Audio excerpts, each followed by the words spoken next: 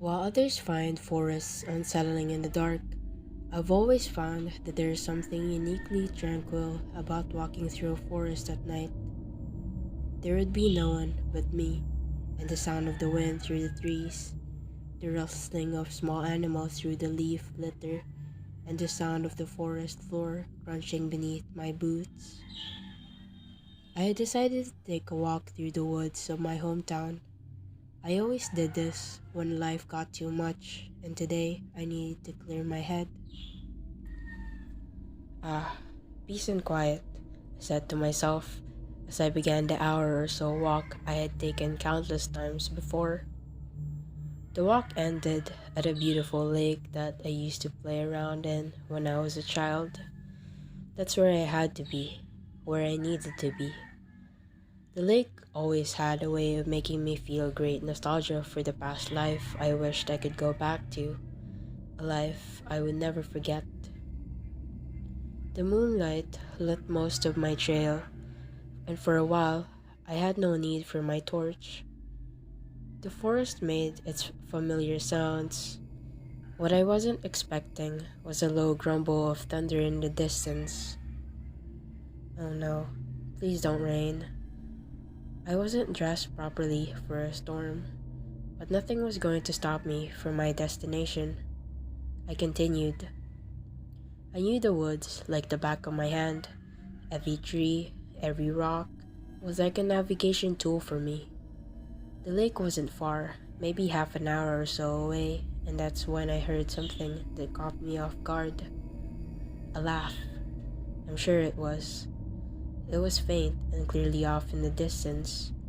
It was a woman's laugh, not a maniacal laugh, but a playful giggle. This was enough to make me feel somewhat uneasy. However, I told myself that it must have just been the sound of the forest or some sort of animal, and I continued on.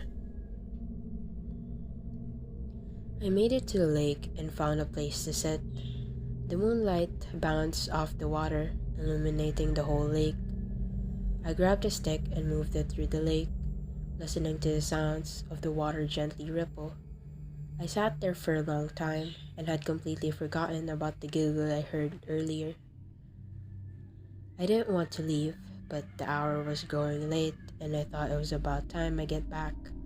So I stood myself up and then I gasped. Across the lake there was a woman. She caught me by surprise. Why was she out here so late? I noticed that, strangely, she was naked. She wasn't horrifying but beautiful.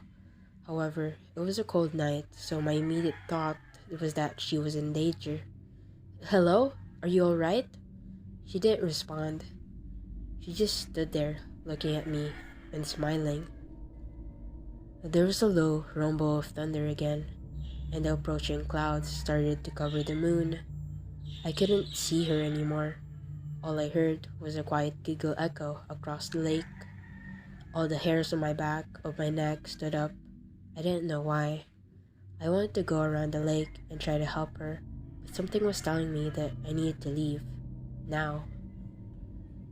I turned around and started to go back the way I came, but every step I took, I heard the unmistakably sound of footsteps behind me. I felt eyes on me like daggers on the back of my head. I didn't turn around. I was scared. Was it her? What did she want? I didn't turn around. I carried on walking until I heard a whisper from behind me. Turn around. I jumped out of my skin and quickly turned around to find her behind me, standing with her arms straight down by her side, like a soldier standing to attention. I turned on my torch and pointed it at her. There was something not right. Her teeth were black, and her eyes. They had no iris, just dew-white eyes with a pair of tiny pupils. Her grin stretched across her face, and as she smiled, a black liquid seeped from the corner of her mouth. "Don't forget," she said, followed by yet another playful giggle. With this, she slinked back slowly into the forest and disappeared behind a tree. I didn't follow. I turned around and walked as quickly as I could. I knew that if I ran, I would lose my way, and it was beginning to rain. It was so dark now that all I could see was what my torch was illuminating. I finally came to a clearing where the path diverged into two. I recognized the tree that stood between the two paths. I had seen it countless times before. Is it left or right? Shit. How could I not remember? I've walked this trail 1,000 times.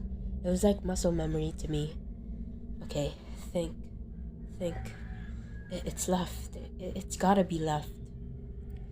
I walked quickly down the trail to the left, and almost as soon as I did, I heard that fucking laughter again, but this time it was loud and hysterical. I shone my torch through the trees. The laughter sounded like it was coming from all around me until it stopped abruptly. I turned my attention back to the path, and there she stood. She wasn't smiling anymore, just staring at me. Her appearance seemed to have changed once again. Her arms had become unnaturally long, almost touching the floor, and her skin was deathly pale and gray. She took one step forward towards me, and I took one step back. She whispered, "Don't forget." The smile reappeared on her face, and the black liquid poured out of her mouth again, this time like a river of blood flowing down her neck and chest. I was frozen in fear, watching her as she bent down onto all fours and crept slowly around me, disappearing once again. It took me a while to snap back into reality. I scanned the forest in front of me. I couldn't remember anything. The path ahead, the trees, everything looked alien to me. All I could do was follow the path ahead of me and hope to God that it leads me out of the woods. The forest was quiet now. The rain had stopped. No wind, no rustling of leaf litter, no crickets, no birds, nothing. I tried to remember how long I had been on this path, but I seemingly had no memory of anything besides the woman. I didn't even remember how I got to the forest, or why. I stopped in the middle of the path, desperately looking around for anything that would jog my memory. All the while, the deafening silence continued. Not a damn thing could remind me where I was or how to escape. As my eyes glanced around, they fixed to something irregular. There seemed to be something carved on a tree. I slowly walked forward and realized there were words. When I got close enough, I could read those words. Don't look at it. Don't listen to it. My torch started to flicker. No, no, no, no, no, please, no. I hit it against my palm until mercifully it sprung back into life, and then the forest wasn't quiet anymore. I could hear breathing, heavy, labored breathing, almost like someone was having an asthma attack. I shone my torch toward the noise and saw a hand clutching the side of a tree. I couldn't see the body, just the hand. It was so far up the tree that this thing must have been at least 8 feet tall. The breathing didn't stop, and my torch began to flicker again as whatever this thing was began to move. It tilted its head slowly around the tree to look at me. Two huge white eyes gazed into my very soul. I wanted to close my eyes and press my hands over my ears, but I was frozen again. "Look at me," it said. It then took a slow giant step out from behind the tree to reveal itself to me. The smile had returned to its face, and it never looked more unnatural than it did at that moment. It was huge. It was even taller than I thought, almost as big as the trees it moved through. Its arms were long and bony, and its spine was twisted and contorted. It struggled as it moved slowly towards me, as if its body was being controlled by a puppet.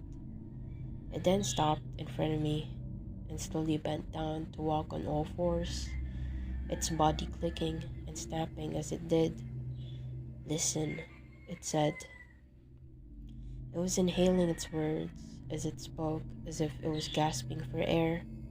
Its smile stretched further across its emaciated gray face, and its cold white eyes didn't blink.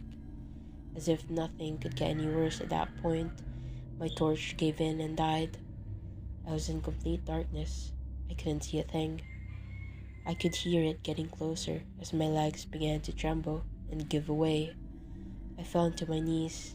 The air smelled more and more like decaying flesh the closer it got to me, and the sound of breaking bones as it moved itself across the floor was getting louder and louder until I could feel its breath on my face. I closed my eyes as tears started to roll down my cheeks. I braced myself for the end, and then I felt a cold hand brush my cheek, wiping away the tears from my face. "Goodbye," it said, and all the sounds were gone once again. That was the last of it. I'm still here. I don't remember my name. I don't know this place. Why am I here? How do I get out? I don't remember. I don't remember.